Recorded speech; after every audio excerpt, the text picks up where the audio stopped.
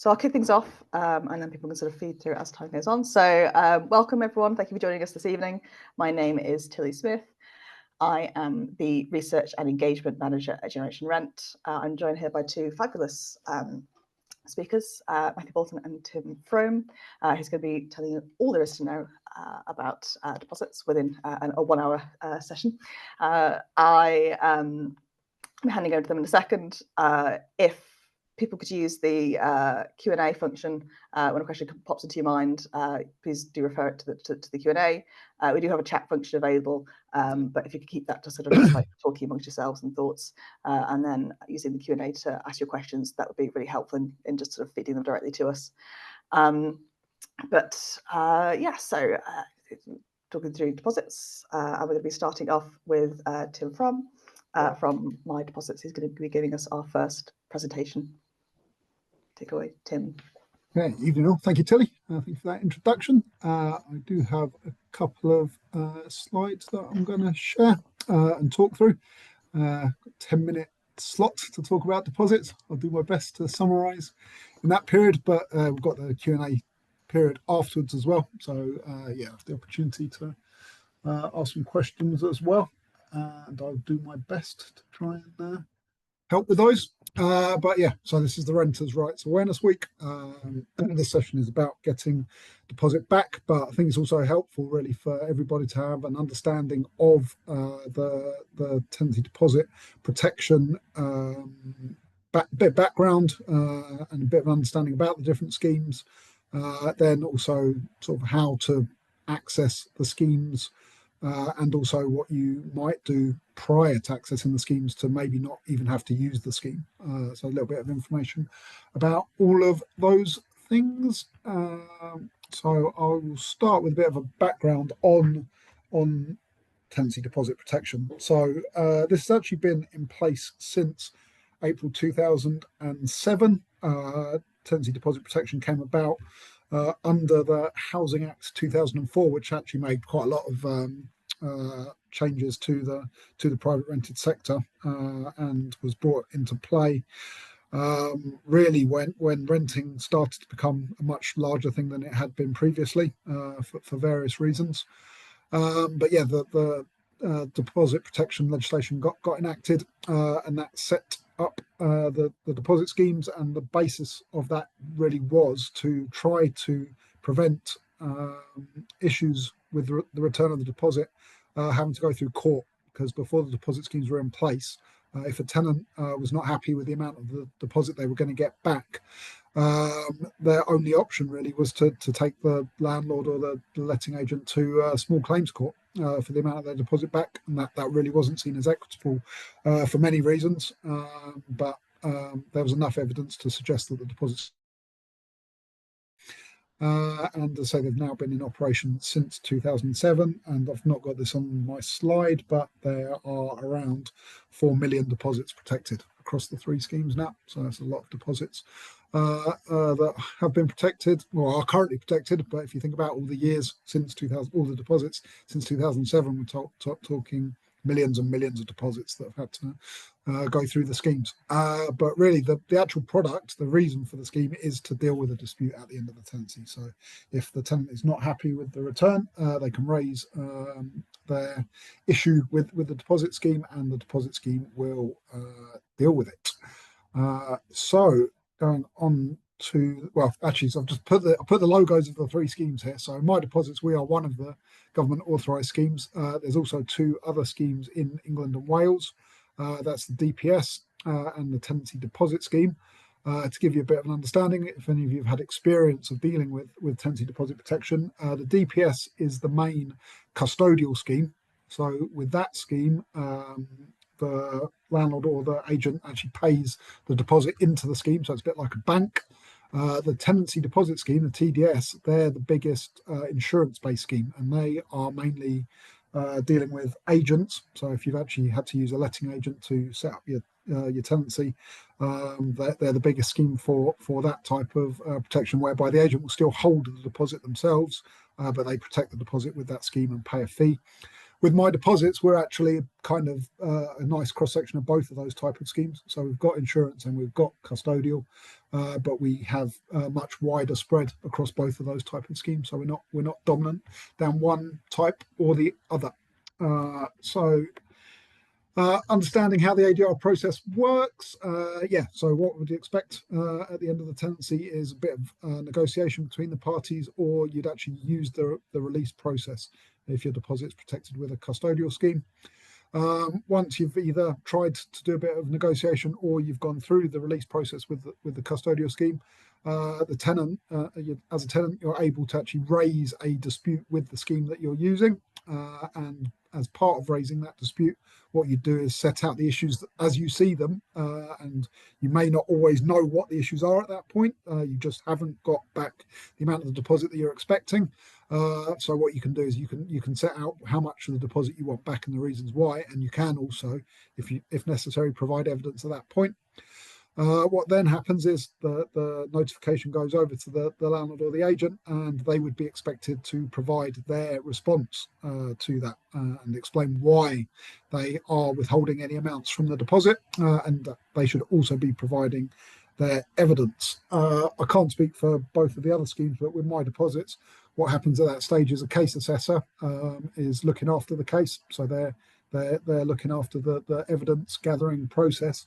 What they will do is they might try and get on the phone to both parties and see if there's the possibility of negotiating a quicker way of getting the deposit released back to the tenant. In that situation, there might only be one or two small issues, and it's maybe a misunderstanding that's resulted in the dispute having to be raised in the first place. So they'll try and at that point see if they can get the money or as much of the money released back to the tenant. But they won't be able to do that in every case, because obviously they'll be too complicated, or that there's just they can see from the evidence that there's no way that a negotiated settlement is going to work. So for whatever reason that doesn't work, all of the evidence will go across to an adjudicator. An adjudicator will look at all of the information that's been provided to the scheme at that point, and they will make a binding decision on the return of no matter which scheme, custodial or insurance-based. At that point in time, all three schemes have the authority to make a final decision on how the deposit should be released.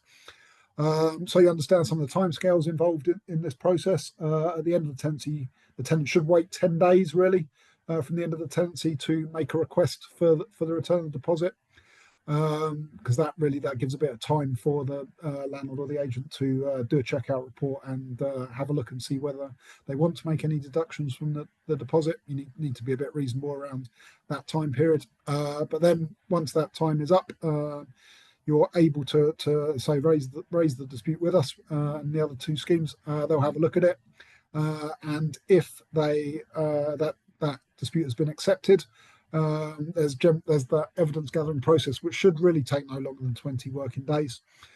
Sometimes it'll take a little bit longer if specific issues need to get clarified. It's not quite clear exactly why the dispute's being raised in the first place. Need to clarify anything around that, and also in terms of the information coming back in extenuating circumstances, we might extend the timescale for the landlord or the agent to provide evidence to us if they're waiting for something which is like really important piece of evidence that will help the adjudicator make the decision. But generally, yeah, as I say, around 20 working days for that period. And then what happens is the case gets allocated to an adjudicator. And then the adjudicators are just working off an allocation of cases. They obviously just get past the cases that they need to deal with, and the government KPI, so the government timescale that we have to turn around a case from it going to the adjudicator is 15 working days. So they then will do that. They'll go through the evidence. They'll make the decision, upload it onto the system. And then the schemes have 5 working days to pay the money back to the parties as per the decision at that point. But as I say, there usually that payment is much quicker, because it's literally just a payment process that goes through the system. And actually, if you're using our custodial scheme now, that payment is instant because we're using a new payment method. So that's really good. So basically, the adjudicator will go for it. They'll upload their decision through the system, and literally within 30 seconds, basically our payment system will pay the money back to the parties, as long as we've got all the correct bank details and what have you on the system. So yeah, that's an understanding of the timescales. In terms of getting your deposit back quickly, this is obviously something that is very important to tenants, particularly if they're trying to move into another property, or they are in the process of moving into another property, because they've probably had to find the second deposit amount to be able to do that. So they really do want to be able to get their deposit amount back as quickly as possible. I've just set a couple of tips here that we see. Some of them are common sense, but some of them are also just things that you should really be thinking about. So one of them, leaving the property on the agreed date, is an important one, because if you don't leave the property on the agreed date, there can actually be a dispute about how much rent you should be paying. So that's an important point. So it should be either on an agreed date or on a notice period date that has already been served. That's an important first step. You should leave the property in the same condition as it was when you moved in. So really what you should be doing is having a look back at the check-in report that was provided when you moved in to see what the condition of the property was. And if when you moved in, you were provided with a check-in report, and that check-in report says basically that the property was cleaned to a professional standard. It doesn't necessarily mean that there were professional cleaners in place, but the property was cleaned to what would be deemed a professional standard, then it's your job to return it in that way. So if that's the case, and maybe you're not the best cleaner in the world, shall we say, you might want to think about getting some cleaners in just to sort the property out and keep that invoice and provide it to the landlord or the agent at the end, so that there can't be any dispute really as to how clean the property was, because cleaning is one of the main issues that we see when it comes to disputes. But it's not just cleaning. There is just obviously the general condition in the property as well. So again, have a look through, check the condition of the property generally, and make sure that you are returning it in the same condition, but also taking into consideration fair wear and tear. I haven't done a slide on that. I could talk about fair wear and tear for a whole hour in its own right. You can actually have a look on the MyDeposits website for some really good guidance about fair wear and tear and how the adjudicators would deem that. But really, it's about the landlord or the agent being able to show that they've taken fair wear and tear into account when they're making deductions to the deposit. But yeah, I digress a little bit. Really, other things you can do is if in some cases landlords or agents will ask for a pre-move out inspection, so they just want to come and have a quick look around the property maybe a week or so beforehand. If they ask to do that, don't get defensive. It's actually in your interest to do it, so you can have a look round to see if there's any specific issues that actually do need sorting out beforehand. Because if you can get that done in that time period, then again, you're not going to have a dispute about return of deposit, because there's nothing to dispute at that point in time. So again, use that positively. Don't see that as the landlord or the agent just taking it as an opportunity to withhold your deposit. It's actually the other way around. They'd rather do it to actually find out if there's any issues, get them sorted out, and then hopefully you'll get your deposit back. Then again, waiting the 10 days is sensible. If you keep trying to email, text, phone your landlord in those 10 working days, you're probably just going to annoy them. So be reasonable. Wait those 10 days to allow the landlord or the agent to actually go through their process of getting the checkout report and collating any deductions that they're planning to make. And then after that period, you are well within your rights to ask for your deposit back. So again, this does depend a little bit upon which type of scheme that the landlord or the agent's using. If it's the insurance-based scheme, so that they're holding the deposit themselves, you're going through a negotiation process directly with them. If it's the custodial scheme, you can go through the release process through the scheme. So you can actually put your release request in with the custodial scheme, and that will start the clock ticking and the process going between negotiation. So that's how that bit goes. But once you are aware of any deductions, then yeah, just use the process that's in place. Either go through the custodial scheme for the release, or respond to notifications, because that will keep the matter moving as quickly as possible. But if it's the landlord that's holding it, just negotiate directly.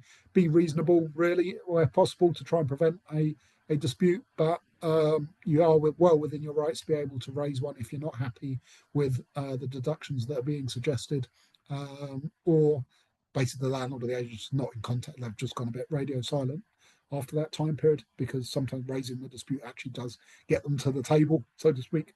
They don't really want to be dealing with the dispute if they can avoid it, because there is a lot of admin and sorting out the evidence that they're going to provide, respond to the request and what have you. So we do actually see, interestingly, around 15% of all disputes that are notified to us get resolved before adjudication without any input from us at all, because basically the landlord or the agent just sorts it out at that point and the tenant's happy. So there's no need to actually have a dispute. So yeah, that's really a whistle-stop tour through deposit protection, timescales, and how to get your deposit back quickly. As I say there, we could have like a 1 hour workshop just purely on all of this, but maybe answering questions will be a more helpful way rather than me going through various different points. But hopefully that was helpful. Amazing, thank you so much, Tim. Yeah, I appreciate it. There's a lot to cram into 10 minutes. But yeah, we'll have the half-hour Q&A session of this, so that'll be good. Some questions have already started coming in, so we'll get to those questions when we get to the Q&A section. Next up on our speaker list, we have Matthew Boulton from Get My Deposit Back, his own presentation. Matthew? Let me find my slides here as well.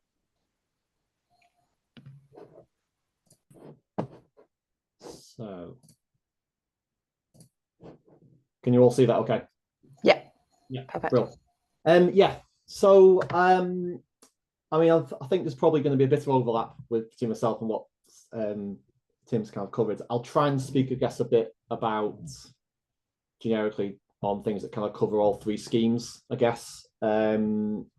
Every deposit scheme has a slightly different way of handling disputes, different timescales, slightly different process. So I'll try and sort of speak in a generality on that. But yeah, in this sort of 10-minute slot, I think if I'm going to distill it down to one sentence, it's what's on the screen right now. Your deposit is still your money. So you will pay in any, well, you can be asked to basically, when you are signing up for a tenancy in England and Wales, and just to say, I guess I'm going to focus on the situation in England and Wales. Again, there'll be a fair bit of overlap with other parts of the UK, but basically the stuff I'm going to talk about now is really just focusing on the situation in England and Wales. But if you sign a tenancy here, then you're asked to pay any money over other than the rent. It's usually for like either a holding deposit, which is just to exclusively hold the property and reserve it, which is capped at only 1 week's rent, and then your security deposit, which is capped at 5 weeks' rent. And usually that's paid, if one's asked for, that will be paid at the point you sign for the property. That might be just when you move in. It might be many months before you move in. But from the moment you pay it over to the tenancy starting to the tenancy ending, throughout that whole process, that your deposit is still your money. And why that matters, we'll come on to in a moment. But really what it's for, it's essentially to cover damages, and in quite a wide interpretation of that word, that's caused by the tenant during the tenancy. The landlord has to protect that deposit within 30 calendar days with one of the three deposit protection schemes in England and Wales. So they are the DPS, TDS, and MyDeposits. It has to be one of those three. It can't be Joe Blogg's bank account. It can't be the landlord's mate or anyone. It has to be one of those three schemes where it's protected. So I think, and we'll come on to this in a minute, about why, if you need to, not sure where your deposit is, those are the only three places to look. But the money will be held by the landlord, by the agent, or the deposit scheme themselves, depending on the type of protection that's used. Now, that's something that's really chosen by the landlord themselves. It doesn't really have a much of an impact on the tenant themselves where that money's held. So I wouldn't worry too much about who's actually holding it. What matters is it's protected. Now, typical claims that a landlord may bring against the deposit would be for physical damage to the property. So it might be there's some damaged decor, which is over and above fair wear and tear.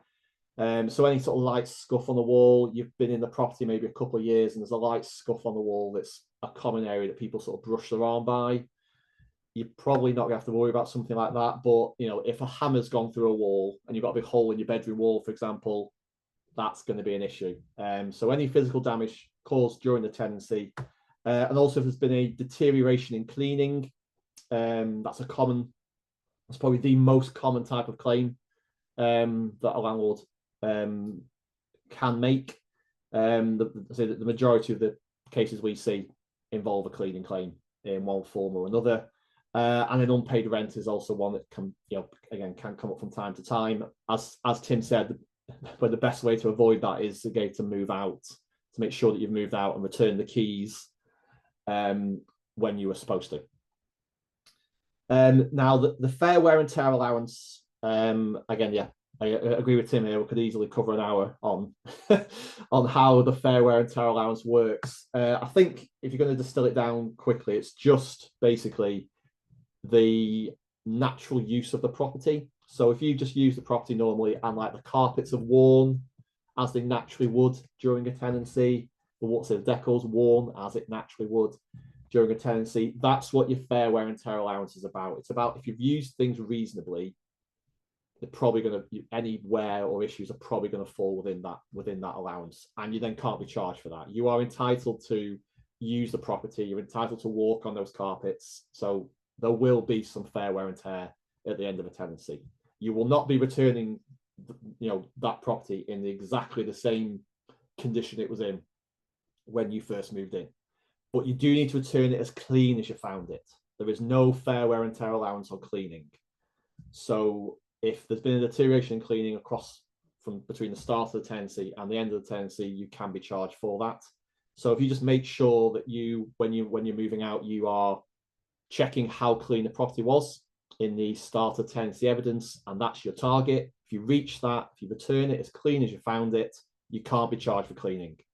Now, you can do that, a professional cleaner can do that. It doesn't matter who does the work. What matters is the standard that's reached. I do still see tenancy agreements flying around even now, where about 5-6 years ago, there was almost a ban on automatically charging tenants for cleaning at the end of a tenancy. So that's been banned for about the last 5 or 6 years. I think there's still tenancy agreements that haven't been updated to reflect that. So I'll still quite commonly see a line in there that says the tenants must return the property in a professionally clean state. Now that they only have to do that if it was given to you in a professionally clean state. So that's what matters. Don't worry too much about that line. What matters is how clean it was when you moved in. That's the standard to go for. Now the money for the security deposit, it should be returned to you promptly once the tenancy ends. I think we talked about timescales just a moment ago. I've got a few other things I'll add to that in a moment, but essentially the deposit return process, because it's your money, it should be returned to you promptly once the tenancy ends. The process should not drag on endlessly for weeks and months with no progress being made, no sign of progress, no updates from the landlord. That's not how this is supposed to work. It should be returned promptly. But really, there is no fixed time frame for it to be returned to you. I think I probably can speak for all three of the schemes here, where they all expect you to act, and you need to ask for it back to start the process. So if you've just moved out and there's been no communication, and you've not made an effort to actually communicate with the landlord or agent to ask for it back, the schemes usually will say you need to do that first. Get in touch with your landlord or agent, ask it back, start a dialogue, and if you can't get anywhere, then we will step in and help. But the onus is on you to sort of take that first step. So if then deductions are sought, I think a key thing here to bear in mind is that the landlord and agent, they're not actually allowed to decide how much is taken from your deposit. All they can do is make a request. Again, it's your money. So they can ask for some of it to cover damages here, cleaning issue here, whatever it may be, but you need to approve it, or the deposit scheme would have to approve it, or a court would have to approve it if you and unfortunately ended up going that far with it. So any request you get, obviously do see them as it is a request. Obviously give it fair consideration. I think it's the best thing for all parties if everyone goes into it with an open mind and wants to reach a fair compromise. But I do still sometimes see emails from landlords or agents that have come to tenants almost as an invoice rather than a request, saying like you owe us £500, and there's no kind of debate about it. That again, that's not how this is supposed to work. All they can do is request it. So always see it as a request. And in essence, that as a tenant does put you in a fairly strong position. So you go into those negotiations knowing, well, okay, they do need me to, if we want to reach an agreement quickly, I need to be on board with this. So if you want to maximize your chances of getting your security deposit back, again, I mean, there's more that I can cover here, more to cover here than I can do in sort of 5 minutes. But I think a few key things to say is, again, we talked about the deposit protection schemes a few slides ago. I would be checking it's protected. If you're renting a property right now and you aren't 100% sure which scheme your deposit's protected with, go and find out. They all have a tool on their website where you can put in some basic details and they'll try and find your deposit for you. If you're having no luck there, just give the schemes a call. They're very happy to basically try and find you on their database. And it should be with one of those 3 schemes. That's the DPS, TDS, or MyDeposits. I'll put the web links in the chat actually if I can once I've done this. But if you just Google it, they're always the first hit that comes up on Google if you're looking for them. And then, yeah, usually under like the tenant section on their website or somewhere like that, there'll be a try and find my deposit option, and just, yeah, try and do that. But you need to know which scheme your deposit's with to be able to take things forward if you can't reach an agreement with the landlord. So make sure, first of all, you know who it's with. And I would say also ask for it back as soon as possible after you move out. So I think, again, with probably for all the schemes, again, they expect you to take that first step. But if you don't do that, all you're doing is kind of stalling the process. I think if you send a short and sweet, polite email as soon as possible after you move out saying, yeah, hi, we've moved out and we think either there was this issue with the property that also might be a deduction, or we think actually we've returned it in a good condition. Please can I have my deposit back? And give them, like I say, yeah, definitely give them 2 weeks to actually action that. Because it will, if they want to make a claim, it does take a little bit of time. They do need time to speak to contractors or to process any other. Usually there's probably other properties who are also moving out at the same time. So give them a bit of time. I think 2 weeks is perfectly fine. But if it goes past that 2 week point, I think I probably would then start thinking about escalating it to the deposit scheme. If you're not having any engagement at all, do think about that, because if you wait too long, in some cases you can be out of time to access the deposit scheme's help. So you may end up in a position where you haven't reached an agreement and then the scheme can't help you, and then your only recourse then is the county court, and no one wants to go down there, especially over a deposit, which is probably only maybe a few £100s.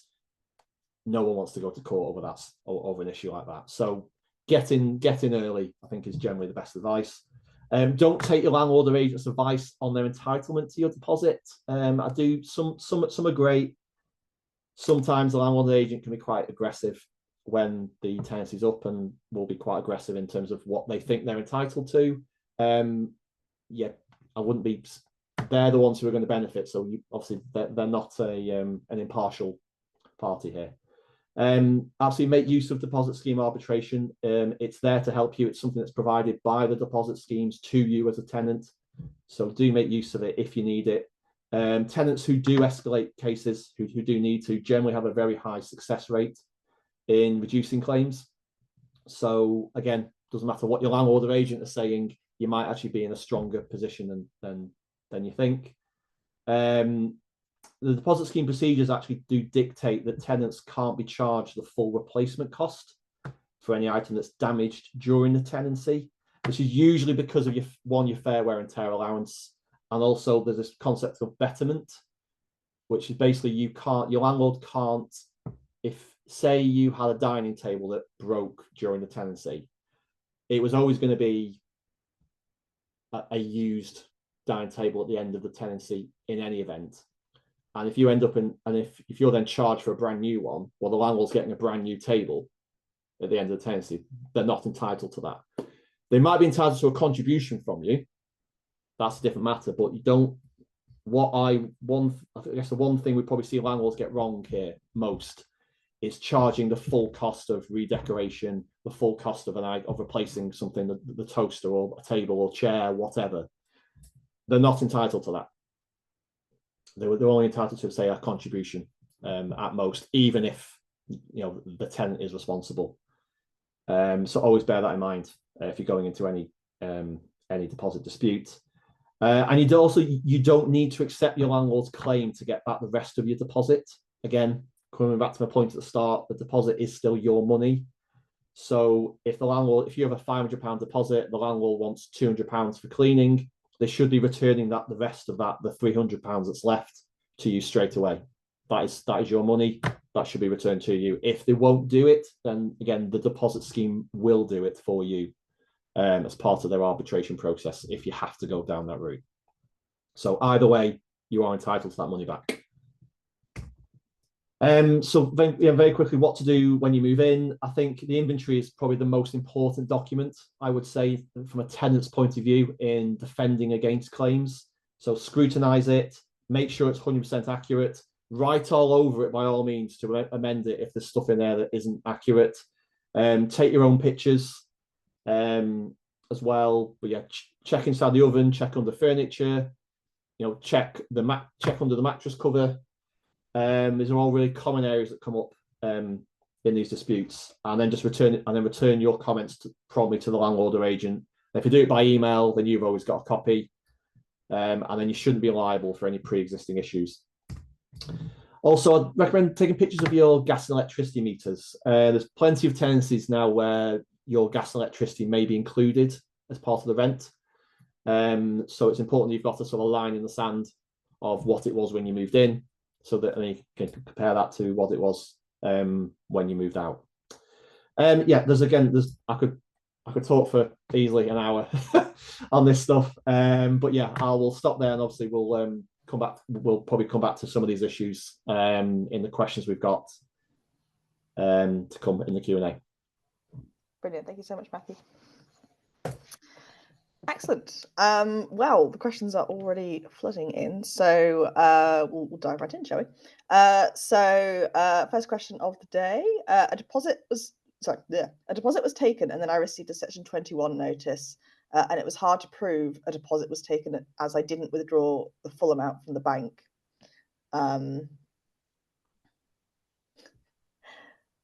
Slightly confused about the timelines in that. Either of you understanding of what they mean by that? Yeah, so I think I'm assuming that. So what you would need, so you obviously have to have proof that your deposit's been protected to be able to bring a successful Section 21 claim. So what I'm assuming has happened there is because there wasn't the exact, if the deposit was £500, there isn't proof of a £500 transaction there. So maybe the issue is that there's just not the proof that it's been paid over. I think if you're straying into a Section 21 claim, you probably need legal advice in terms of what the sort of steps are, particularly if the deposit wasn't protected. I'd say that's definitely something to probably speak to us. You might need to speak to a solicitor about the sort of best next steps there. But yes, I think without, obviously, no one here is a solicitor, but sort of speaking generically, I think for a successful Section 21, there has to be proof the deposit was protected. That can be done later on, and then they can issue a new Section 21 at that point.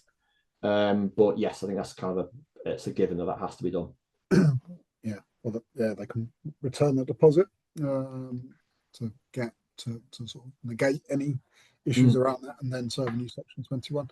Interestingly, on that, this is something that is coming out of the new Renters' Rights Bill that's going to be passed shortly, is that they haven't, from what we can see, moved that requirement for a deposit to be protected over to any of the new grounds on the that's going to be used on a Section 8 notice. So it's quite important stick, shall we say, at the moment for landlords to protect a deposit is that if they don't do it right, they can't then serve a Section 21 notice. That particular penalty, shall we say, is not actually going to be in place in the new legislation. I'm not sure the government have actually realised that. So tenants obviously still going to be able to have the penalty in place, so the 3 times deposit amount for the deposit not being protected and the prescribed information not being served on them within the 30 days. And if there's a rent claim, for example, so the reason why the possession notice has been served is due to rent arrears, the tenant will actually still be able to counterclaim for a penalty, which may bring down the rent arrears and cause the landlord a bit of a problem that way. But the very straightforward just kicking out of a Section 21 claim because the deposit wasn't protected properly is going to go away. So that's going to be interesting to see what happens with just advice given to tenants and the how many more possessions might occur off the back of that. Yeah, I mean, it sounds like a really it's a frustrating situation, to say the least, of the person. Sorry to hear that. Got another question here. Is there a place where properties are advertised where the deposit is protected? As I'm really struggling with finding anywhere to rent who said that they don't accept DSS, etc. And deposits did not seem to be protected, which was very heartbreaking to witness. Well, generally, if you're renting through an agent, they quite often put the deposit scheme that they're a member of as part of their on their windows, on their website, in their tenancy agreements, all that kind of stuff. When you go direct to landlords, which is like 50% of all tenancies, that is not quite as compliant in a lot of cases, shall we say. So really, it's about, I guess, the how professional the landlord or agent are in terms of the information that they provide to prospective tenants at the beginning of the tenancy, and obviously before you enter into any kind of arrangement to take a property, you should be asking that question, like which deposit scheme will they use, or having a look in the tenancy, because really it should be in the tenancy agreement as well, the scheme that's going to be used. So yeah, that's what you say about that one. Brilliant, thank you. Another question here. I read somewhere that the new Renters' Rights Bill, which you just mentioned, Tim, the new Renters' Rights Bill would include something about deposits moving with the tenant, i.e. it transfers from old tenancy to new tenancy to save having to find deposits before having one returned. Is that true? Unfortunately not. So there was something that they looked into that's called the lifetime deposit. The government did a massive consultation on it, and they spent rather a lot of money on auditing company to undertake a review of the whole process. And obviously they engaged with us and all the other deposit schemes and other stakeholders across the industry. And they basically put it into the too difficult to achieve box, basically, in terms of having just a deposit that would follow you around. Because the problem with it is that obviously that deposit that you take is dependent on that particular property, and it can't be seen whether any fair deductions can be made from that deposit until that tenancy's ended, and they've had a look and seen whether anything needs to be deducted. So there is an argument clearly that landlords and agents be quicker in terms of how they deal with returning deposit amounts to the tenant, but in terms of having one deposit just follows you around, unfortunately, just through common sense, I guess, as much as anything else, it's not really going to work in that way where there's cold hard amount of cash that would be moved around. It's possible that this might be done with other products in terms of some form of guarantee, something around that could work. But as it stands, there's no actual process to allow for the deposit to be moved around in that way.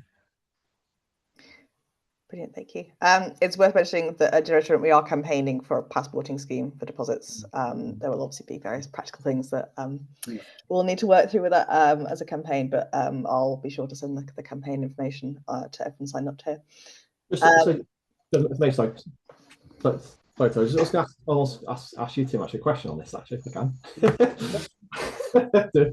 Q&A yourself. When I heard about this scheme, yeah, that was the thing that really jumped out at me. But then I guess I thought, well, if you look at, I mean, obviously we're moving away from fixed term tenancies, but if you look to say people stay for 6 months minimum, typically, it gave time for that circle to be squared, for almost the deposit from the prior tenancy to be resolved and what's left of it to then transfer over, and then yes, there may be a top-up payment needed. Yeah. It's almost like being a sort of a solution to that. But do you see any sort of other? Not with the money. That's the problem. The actual money can't transfer when it's not been released. If you see what I mean. This is what you could do. If there's possible that you could create some kind of guarantor type product, which does the same job as protecting, I guess, the landlord in terms of the amount of the deposit while that's being sorted out. And then that scheme would obviously jump in and deal with anything if there's any problems, because that's what the risk that they're taking on. But in terms of the actual money just being transferred across, it's just the timings just don't work. That's the problem. In an ideal world, you would have some kind of deposit passport, and it's possible if there was a sum of money that was certainly like released straight away, so to speak, then that could be moved around. But the problem is obviously you're moving into your new tenancy before your old one has ended, so there's always going to be that kind of crossover period between you needing to sign your tenancy agreement, pay your first month's rent, pay your deposit, and then sort out your issues with your previous one, unless you've moved out of your previous one and then gone and lived with your parents or moved in with your girlfriend, or do you know what I mean? That kind of situation where there's actually a break between the two tenancies, which allows the party to get their deposit back in that period. So, yeah, like I say, it would need a guarantee. Yeah, you would have to have some sort of that. Well, there'd almost be like an IOU being transferred over. So you do need some sort of guarantee behind that. Yeah, I mean, it jumps out to me that the one other solution to it is to speed it up, you would have to have mandatory adjudication, because one of the problems we see is obviously cases can go. Either party can refuse adjudication, and you're talking months and months and months for a resolution. That's where we saw that when as a loophole in the tenancy deposit ADR process quite early on. What was happening is one of the parties who just wanted to frustrate the process would choose the court option and then just not bother doing anything. And then the other party who wanted the money or was entitled to the money was left either having to issue the claim themselves, which was obviously completely against the spirit of the legislation. So we introduced a 6-month time period there, whereby if the party who said that they wanted the matter to deal with it through court hadn't issued a claim within 6 months, then we would actually return the disputed amount to the other party.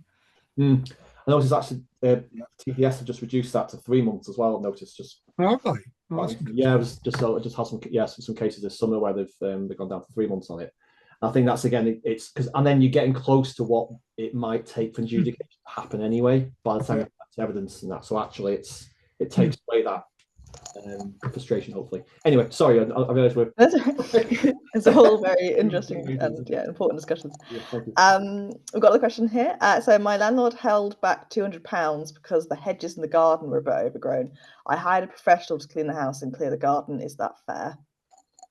Well, depends whether. Sorry, Matt.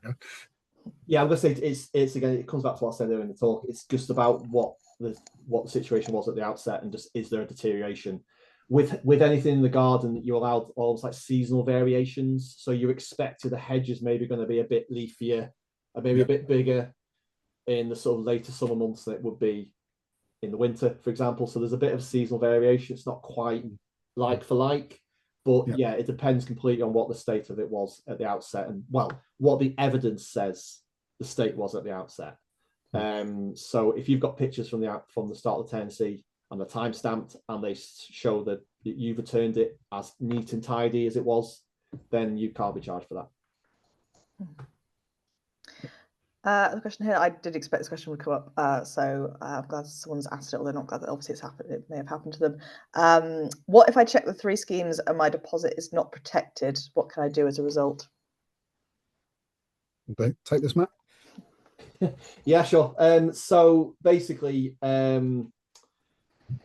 it's not a nice situation because I mean, yes, there is if you're in that situation where your deposit wasn't protected within £30 a day, you are entitled to between 1 and 3 times your deposit as compensation per tenancy. So maybe you've had multiple tenancies in the property, so you may be entitled to multiple 1 to 3 times amounts. So obviously there's potentially a windfall there. So it sounds like a win-win. But from our point of view, to enforce that, again, you're probably going to need to involve a solicitor at some point. You might need to go to court to force a court order on that money being paid to you. Really, what you want is to find your deposit and to have it protected, and then you can go to that scheme, access arbitration if you need to, and get a fair resolution. But if that's not open to you, then yeah, I think it's go and speak to a solicitor about your position on this. You can usually, in a lot of cases, again, sort of as a non-solicitor, non-legal advice here, that I think in plenty of cases you kind of settle out of court. There might be a letter that goes back and forth, and you kind of make an offer to reach some sort of settlement. So it doesn't automatically mean you're going to be having a day in court by any means, but yeah, that's kind of the route you have to go down with these. Brilliant, thank you, Matthew. Our chief exec of Generation Rent, rather fittingly, is currently taking a previous landlord to court over an unprotected deposit. So it has the happy case of it being it's a relatively like straight case, and I know it is, but the court process is very complicated as he's discovering. So yeah, obviously, ideally something to be avoided if that is possible. Another question here. So what happens if I moved into my home before the time that a landlord had to protect the deposit, and since then the landlord has changed due to selling the home? All right, well, so within the 30 days. I think so. Before the time. I must sort of like Well, I read the questions out, hopefully. Yes, it depends what's happened, where that deposit's gone. If they've sold their home to someone else, that new person takes on the responsibilities of the tenancy. So really, they need to track down that new person. And if there's some problems around it, to be honest, what will happen is that person takes on the responsibilities of the previous owner. And if they haven't protected the deposit, or no one's protected that deposit in the 30 days, then the new owner is the one that picks up the liability there. They have potentially got a claim there, but really they should be finding out who their new landlord is. I think they've got a slightly bigger issue than just the deposit if they don't know who their landlord is. Great, thank you. The question here, what happened in a joint tenancy agreement where the ex-partner leaves the property and the deposit is in his name? Right, so yeah, this is an issue we do see. The way that the schemes work, this is all the schemes, they've got a kind of joint tenancy process, and what is expected is that when it comes to dealing with a dispute at the end of the tenancy, there's a kind of lead tenant. So one person is nominated, although it doesn't actually have to be that person necessarily raises the dispute, but there is a kind of lead tenant process, and that person will be expected to deal with a dispute on behalf of all of the tenants. If there's actually a dispute between the tenants themselves, that's something that they need to deal with between themselves. And the scheme actually isn't in place for that situation. The schemes are there to deal with tenant having an issue against landlord. See what I mean? It's not actually to deal with the inter issues that might occur between the tenants. Between these 4 walls and the people on this webinar, whether we know when a dispute gets raised, whether that one tenant has the authority to deal with it on behalf of all of them, that's obviously not something that we can actually verify. But say, for example, we do then deal with that particular tenant, they then get the money at the end as a result. They will be the ones that are responsible. So if any of the other tenants come to us, we will say you have to speak to that particular tenant and deal with it with them directly. So yeah, that's it's not that no one will get their money back in that situation, but it's really any dispute between the joint tenants has to be dealt with between them themselves. Brilliant, thank you. We've got a bit of a sort of insight into the market question here. This is the rights one, but someone's asked it, so I'll relay it. Never lost a deposit as a tenant. Obviously, that's very good news. Even if sometimes the landlord tried to dispute something. More people are working from home. Has the view on this changed with differences in terms of fair wear and tear?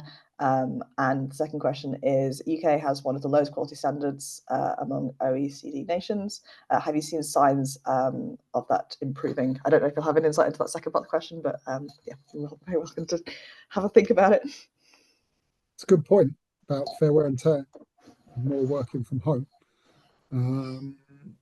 Obviously, fair wear and tear is taking various circumstances into account.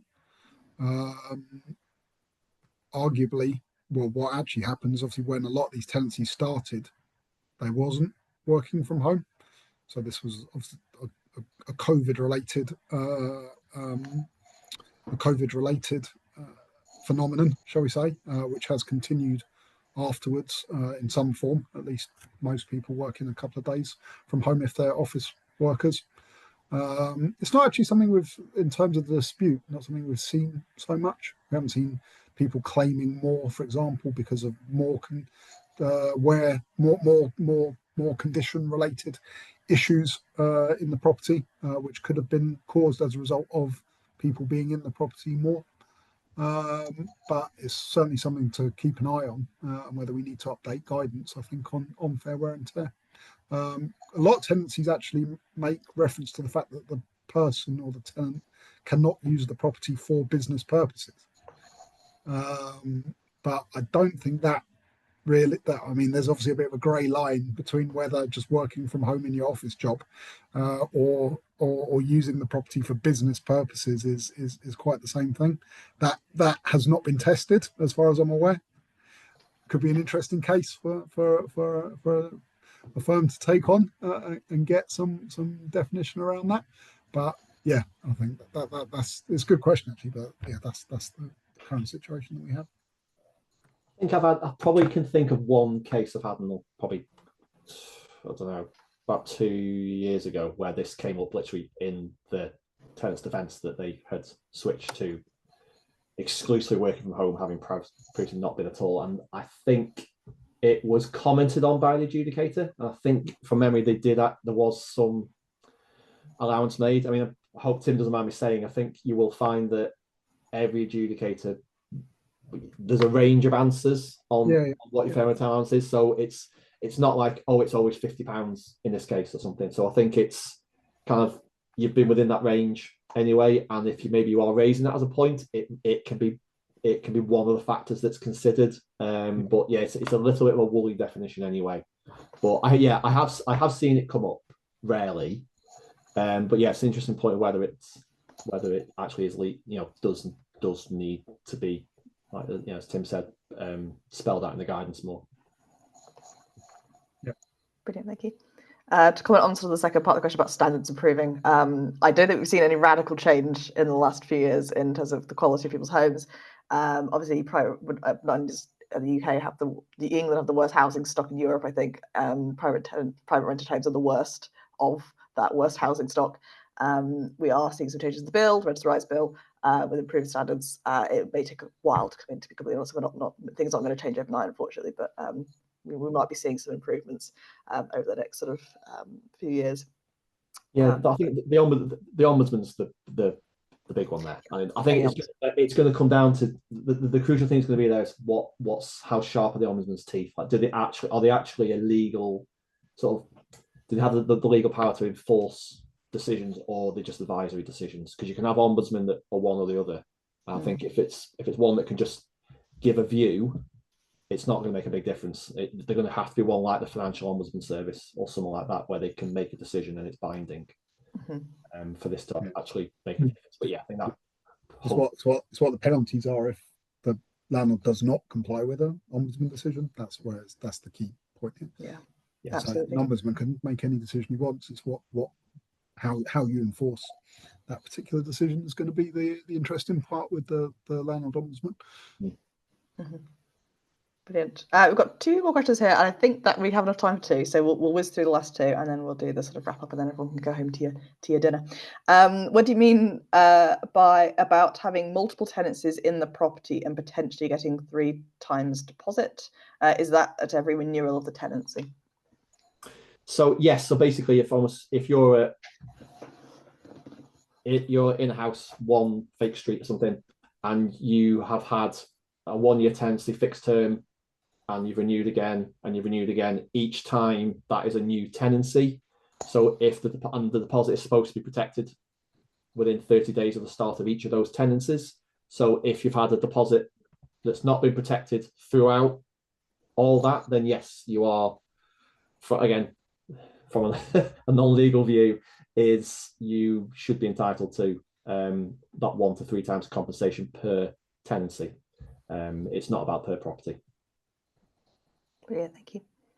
And as a final question, if my landlord never protected the deposit but has now returned it, is that so they can serve a Section 21? I mean, that's a slightly ominous sounding question. Possibly. It obviously depends on other factors, and obviously the timing of the bill as well. They might want to be trying to get in while they can, but that is a reason why. Yeah. Although saying that, that doesn't preclude you from having a penalty against the landlord in that situation. So, although they will still be able to serve a Section 21 notice if they did not protect it and provide the prescribed information within the 30 days, that the tenant still has a claim for that breach of the legislation. But as you say, they'll have to go through the other process to deal with that legal process. There are other documents that landlords have to present to you for a statute to be valid, which I won't go over now, all of them, but I can have to send around in an email. So that's an easy way of getting a bit of protection from Section 21s. But yeah, I'll send that around in an email afterwards. Brilliant. Well, that's left us 3 minutes to sort of wrap up and maybe finish a minute early. Who knows? So I'm going to finish off with a few ways that people can get involved a bit more. Generation Rent, which be on the screen there. I won't bother sharing it. Hopefully people can read it. I will be sharing all these links around, so please don't feel you have to scramble for a pen or anything. So there's 3 key ways that you can get involved after this, if you've enjoyed this session. So if you have a story of your own, obviously people have been writing with their questions. So I think almost all print writers have a story, which is, that's probably for better or for worse. So if you do have a story that you're interested in sharing, we are a very renter-led organisation. We believe in using people's stories to bring about change. So if you're interested in using your experiences and you think that things are wrong and should be better, and you're interested in using your experiences to bring about that sort of world, then please do write in with your stories to the link which is there, which again I'll send around on your Share Your Story site, which will work with you to share with politicians, media, social media, that sort of thing. We also have a fundraiser going alongside the Renters' Rights Awareness Week, and there are some array of signed books to be won, including Sally Rooney's new book, who has very kindly donated a few free of charge to us. So thank you, Sally, and as well as a full list of other people, which you can see on our crowdfunder webpage. And finally, we're at the very end of the Renters' Rights Bill. Even like last night, it progressed even further. But we're still going to keep pushing for a great bill, and even if you just want to keep in touch on hearing what's been going on with it and what the final bill will look like, we have a website, a campaign website to support the bill, and it's make it as strong as possible, so that we can sort of bring out the proper rebalancing of the market that we really need as renters. So I'll stop sharing there, and that is it. That brings us 1 minute before the close. I'll leave everyone. Thank you so much everyone for joining, especially Matthew and Tim, who have been brilliant speakers. And have a wonderful evening, everyone. And I'll send around this recording so people can sort of rewatch it in your own time, as well as a bunch of resources tomorrow. But for now, I'll leave you to your evenings, everyone. Bye, everyone. That's it.